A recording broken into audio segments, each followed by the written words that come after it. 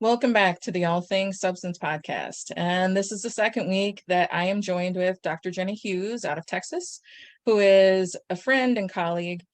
Last summer, we put on Braving the Course in August, and we're getting ready to do it again.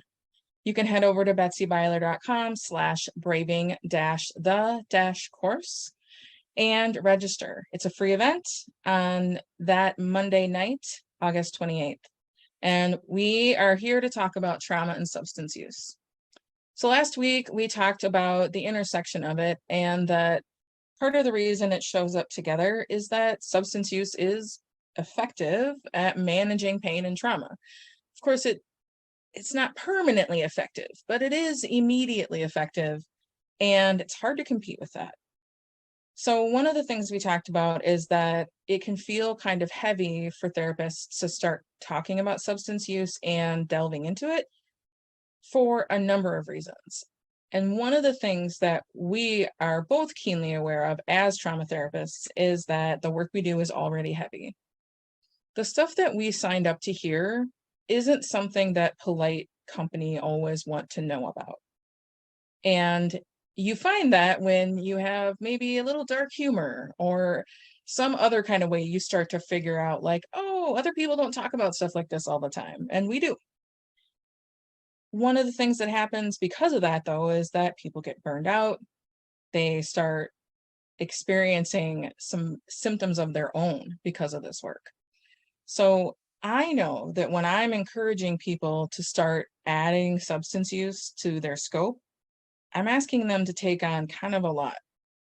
And I want to tell you that it isn't going to feel as heavy as it seems, and that there are some really good ways to manage that and to manage the stress anyway that I want to ask Jenny about today, because I know that the work she does in the Brave Trauma Therapist Collective is a huge benefit to all the members of Brave and helping prevent secondary traumatic stress and minimize the risk of burnout.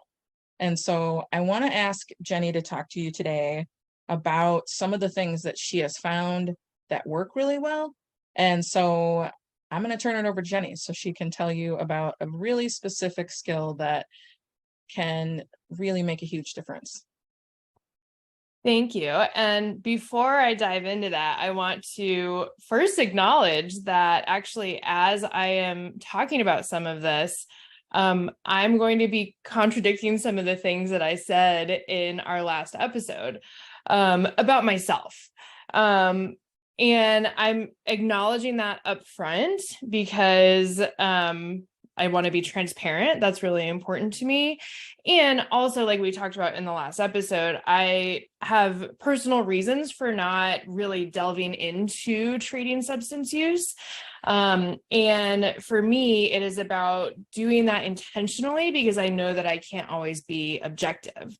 A skill that we use a lot in the Brave Trauma Therapist Collective, it actually really comes out of Buddhist practices, but kind of big thought leaders like Brene Brown talk about this. It is also an important part of different kind of evidence-informed interventions for things like secondary traumatic stress. It's called soft front, strong back.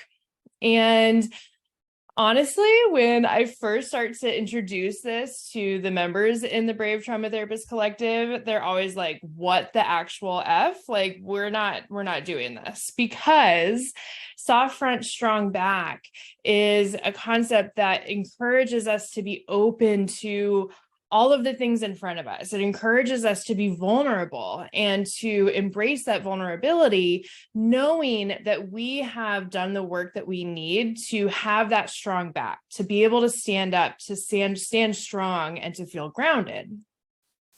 Now, that even just describing it conceptually can feel really confusing. Like, does it even make sense to you when I talk about it in that way?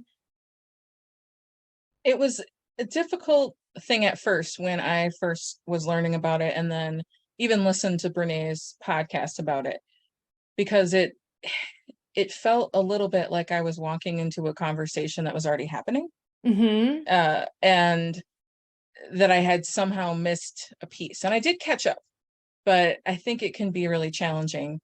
And I do think it's really important, as somebody for whom vulnerability is difficult, is something I've learned to do. But it is definitely not a thing I ever thought I would want to do. Well, So, and I but I think do think it's necessary. that's the missing piece of the conversation. And that's the best way that I've ever heard anyone describe it, Betsy, is like with soft front, strong back, that it feels like they're walking into the middle of a conversation. But that's totally it. And I think that that's how so many people feel, because when we just start talking about this concept, this skill, even, it is sort of we're not acknowledging the fact that, or we're just not talking about the fact that our natural inclination is to armor up, right? Is to protect ourselves. And like in our last episode, we were talking about that shell and that protective shell. There's nothing inherently wrong with that. But as therapists, when we are too armored up, it means that, one, it takes a lot of effort and energy to maintain that shell. And then that is just like kind of fast track to burnout. It also means, though, that we're not only protecting ourselves from the things that are scary, but we're also protecting ourselves from the amazing things that happen in our work and the amazing things that we see from our clients, whether we're doing trauma work, substance use work, whatever it might be. And when I say amazing, I'm not talking about huge things or graduation from therapy. I'm talking about people showing up and saying they didn't want to fucking come today, but they came anyway, right? People telling you when they had a quote unquote setback. Also, people telling you how they've overcome things big and small. And those are moments, we talk about those in Brave as vicarious resilience, where there's vicarious trauma, right? We're this sponge soaking up stress and trauma from the work that we do. There's also vicarious resilience. We can soak up this incredible work and the gifts that we receive all the time from our clients. But when we're armored up, when we don't have a soft front, and we're not trusting our back, our strong back, then we're missing out on those things. And this year in Braving the Course, that's a huge goal of mine, is to really even strengthen these skills even more with people that attend, because I want them to be able to soak up all of that resilience. I want them to be open to those things, and to feel confident in that. Not that they have to just be splayed open and on display, but that they are prepared for that vulnerability.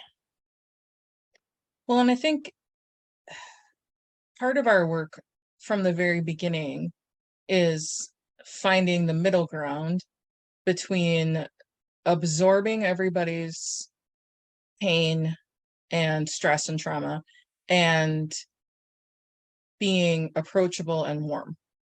And I get that question a lot from supervisees I've had who are early in the field. And as they hear in a staff meeting, people talk about atrocity after atrocity after atrocity, and we're all talking about it like we're reading a paper, like, oh, it's a high of 72 today, and we're not being flippant. It's just that was a normal Tuesday. Yeah. And oftentimes early in our career, we're trying to figure out, like, okay, our boundaries can't be so diffuse that everything's coming through. And so how does that work? And it is very hard to put into words. And I think that as a supervisor over the years, that was a struggle of, it just sort of happens, or you can't keep being a therapist, which isn't a great answer. And I think having something that does speak to that and teach us a bit on how to do that, because as I have looked into the practice and know more about it, it is what I'm doing. I just didn't realize that that's what the secret was of finding a place of groundedness. And for me, a place of my neutrality where I feel really balanced and settled. And then that's how I'm able to withstand what's coming at me every day. Do you know how you're doing that?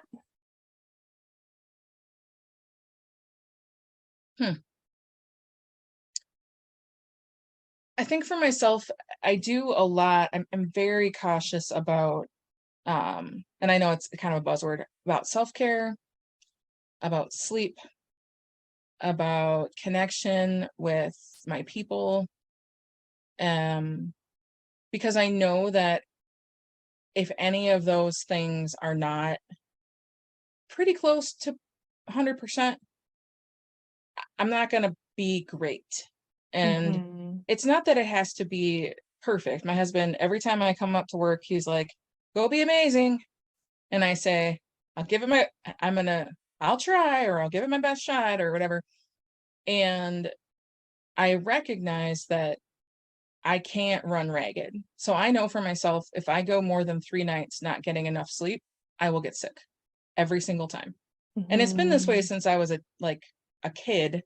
Go on a weekend with, with the church or whatever. I'd go on a retreat and come home and I'd be sicker than a dog because I didn't get enough sleep. And so part of that is just arranging my life in such a way that there are certain things that have to be non-negotiable in Mhm. order to feed into me. And what does that strong foundation allow you to do in session, in those moments when you are the sponge with your client? I think I'm not distracted Mhm. by my life and what's happening out there. I don't, because all of that stuff has time to be managed.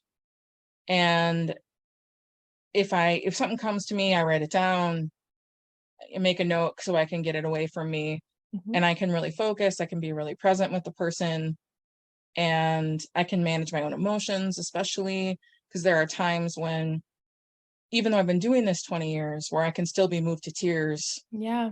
because of something joyous and wonderful, where I feel like just love, or I feel heartbroken because people are terrible Mhm. or whatever. And so it allows me the energy to do that. And then when the hour is up, because I'm not great at time management. So I go session to session to session. And so by the time I'm at my 8th or 9th session in the day, I still can be totally present because I had Mhm. enough sleep. I have this stuff managed. I'm eating, I'm doing all these things that for me are making me feel grounded and centered and in that place for me of neutrality, not being pulled in this direction or that direction or whatever. And so Mhm. I don't know if that is the case for how everyone is, but I know that that's what it has to be and how I've found to do this kind of work because it is Mhm. a lot. Well, and so everyone's foundation is going to look a bit different, right?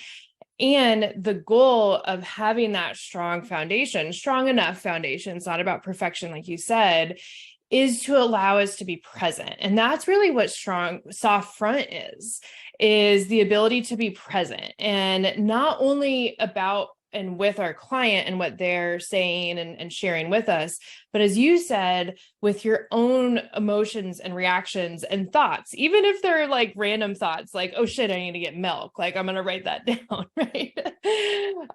But soft front, another term that we can think about is mindfulness. It is that practice of really being present and being mindful of whatever is happening in the work with our clients. And when we're working with trauma and substance use, of course, our nervous system's jerk reaction is to armor up. And there's nothing against that. That is our brain's natural response when we're hearing all of this really, really painful stuff.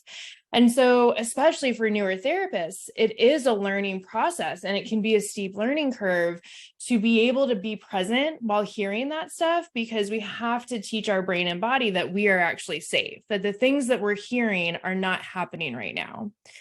And one skill that I like to teach therapists in Brave and just generally to help us with this is it's a visualization skill, but it can be done in a lot of different ways. But the goal of it is to give us a little bit more of a tangible way to kind of watch our emotions and our physical sensations, both during sessions, but also afterwards. And so the way that we practice this is we imagine that our thoughts, feelings, emotions, images that are coming up are like a fire that's burning in front of us. And so you can take this however you want, whether you want to imagine yourself camping or you're only focusing on the image of the fire, whatever works for your brain. But what we want to do is we want to watch the fire as it gets started, as it builds, and as it comes back down. Now, we don't want to just douse it because then that is running away. That's not being present. We don't want to add fuel to the fire and amp it up and turn it into a bonfire. And we don't want to turn our back on it and avoid it because then it could get totally out of control. The water, the avoiding, the adding fuel, those are oftentimes natural responses, again, that our brain and body do. And so it is really this visualization of kind of like an EMDR, like bring up the image. What's the image? Watch it kind of burn in the fire as it goes from beginning, middle to end. And when we are able to do that, and again, this is easier said than done, but using something a little bit more tangible like that, can allow us to just strengthen this skill of soft front so that we are open to the things that are coming up in session, good, bad, ugly. And also so that we can have a skill to continue digesting this stuff, to continue processing it for ourselves afterwards, and to continue embracing and enhancing the positive things. I think that's something that gets missed as well with the vicarious resilience. It's easy for us to get stuck on that kind of hamster wheel of the vicarious trauma stuff. And then something cool happens in session and we don't necessarily get to celebrate it or enhance it, and it can quickly leave. And so using a skill like this of watch the fire burn can help us to process the beginning, middle, and end of difficult things, and also to acknowledge the beginning, middle, and end of the beautiful, small little things that happen every day. Well, I was thinking while you were talking and saying that about how can be listening to something really painful and then find the thing that is real and true about it. And I'm not a I don't know that I'm not a negative person, but I'm not a super like rah-rah like positive like kind of thing, but I do like to find something real in it. So hearing someone say when their child who is neurodivergent and they were accused of being cold because they weren't responding to every outburst. And I heard, and so they were saying this and how that was really hard. And I just said, I hear that you weren't reactive. Mm-hmm. And it wasn't a planned reframe. Right. But as I'm listening to thinking like, well, clearly this person who made that comment can't know how much you have to not be reactive to these outbursts because you would be just up and down. But just being able to point out, yeah, that sucks. And that was painful that they said that. And not but, and you didn't get hooked. Mm-hmm. Yep. And you still chose calmness and care and concern for your child, even though they were super dysregulated and making a giant scene. Yep. And again, that's that soft front of stepping into that with your client, validating it, and noticing another side of it and bringing in that reframe. And that's the strong back piece where for you, you have a lot of years under your belt to have figured this out, to have trudged through the mud and dealt with all the shit. And I think also as we move through our careers, especially when we start to become supervisors, if that's something that we choose, I think that can be really reinforcing for us because we kind of have to practice what we preach a little bit more. We have to be more real with that with ourselves. But that is the strong back piece of, that you have strong skills and that they're going to show up for you. And so you can have the soft front, you can lean into the pain, the struggle, whatever it might be, and then be able to bring in that other element for the client and for yourself.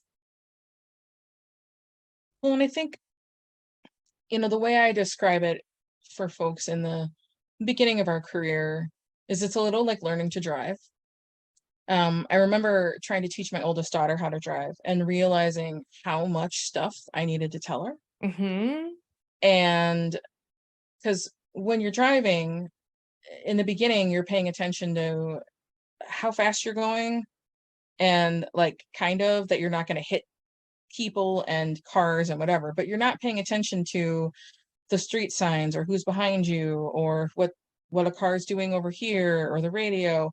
And there's just so many things. And I remember that about early therapy for a number of years, about all the different things that we're supposed to be paying attention to and feeling like there's no fucking way I would ever figure that out enough to be aware of what I'm feeling and what I'm thinking and what my face is showing and all of that. And the thing is that it happens. So now when I drive, having grown up in Chicago, I learned how to put on makeup, eat, smoke, drive, do all sorts of stuff while navigating Chicago traffic. Because when you drive long enough, you just do that stuff automatically. And therapy is very much the same way for me, is that it is boiled down to, I'm just being with people, just going to be with someone today. I'm going to be with them, present for them. But as you practice and you just keep moving, I think it does get easier. When it comes to having a strong foundation, strong back, I think of it as what is holding me up. And if it's lined up enough that I feel strong, then I really can be present because I'm not worried about holding myself up while I'm doing this. Mm-hmm. And I find that is really effective. And that's one of our primary goals with Braving the Course, is to be able to start putting those things into alignment, to give the skills, and to also provide the support and the container that is going to help people who attend Braving the Course and work with us beyond, be able to really put those pieces together in ways that work for them, because everyone's alignment is going to be a little bit different, but it's going to give a really good and strong jump start. It's not just going to be like, we're going to get you started and let you go. We're going to give you a strong jump start and then a long runway to really be able to try things out, to test them, and to figure out what works for any of the therapists that are coming to Braving the Course and continuing this work. I think that is what I like most about how your work and my work intersects, is the support, because we know that we can teach a skill and we can give people the tools, but that when you're back in your office in your day-to-day, it's so easy for all your good intentions and all your plans to get eaten up in a day. Yeah. At least that's how it's been for me. I remember doing that. And the first time I had consultation calls was when I was training for TFCBT. And every month or every other week or whatever it was, I got a chance to recenter and come back to what I was doing and what the advice was, or what the concern was. And it was so great to be able to have that, because it meant that I didn't have all of this stuff that I was just couldn't use because it was out of touch. And so I love with Brave that people have as much contact or not as they wish, right? They can interact in the group, they can come to the calls, they can do the asynchronous consultation. And then with people that work with me, being able to have that intensive 6 weeks that we do our course, but then having 6 months of an opportunity to do group consultation and to talk to me privately in Voxer, so that when clients surprise us, because they do, right? We can plan, I'll do this, or this, and then they pick like rutabaga, and that's not one of the 5 options I gave them, or that I planned for. And so that's part of the thing I think is helpful, is knowing that there's going to be some follow-up and some, and that you really will get to use the skills rather than, will I really do this when it's over? And I think that's one of the ways I love that our work intersects and overlaps. Yeah, and I mean, I think all of those elements too are invitations, right? And so just like you said in Brave, people get to use what they need when they need it. Similar for charting the course. I mean, there are going to be times when people are really, really needing that consultation call, and other times when they get to sit back and sort of absorb and receive in less active ways. Mm-hmm. Yeah. Yeah, it's been really cool. And during this round of charting the course, we have a little bit of discussion and before we get to our class for that night about what happened last week during our clients, and did anyone have anything pop up, and this week we talked about mushrooms and microdosing and just sort of random things that popped up, and DUIs and stuff that people were like, I didn't think there was a lot, but there's a lot. Like, I didn't realize that things were going to be popping up. And so that touching base and sort of getting to normalize and feeling supported and getting re-centered, I think is super helpful. And so I'm excited for Braving the Course and to talk about how people can move forward in doing the work that they do, feeling supported, and being able to figure out how to talk about substance use with clients in a way that fits in line with what the kind of work they want to do and with what's in front of them. And so I'm excited that we're doing it again this year. Yeah, I am too. I can't wait. And the rest of this podcast series is kick-ass too. And I'm just really excited for the listeners to be able to hear everything else that we'll be sharing. And as we get ready and we're really gearing up for Braving the Course. Well, we will be back next week with another episode together. Again, make sure you go and register. It's betsybyler.com/braving-the-course. You can register for free. You'll get an email saying that you're in. And don't worry, we're not going to spam inundate your email. We're just looking forward to seeing you on that evening of August 28th. We'll see you next week.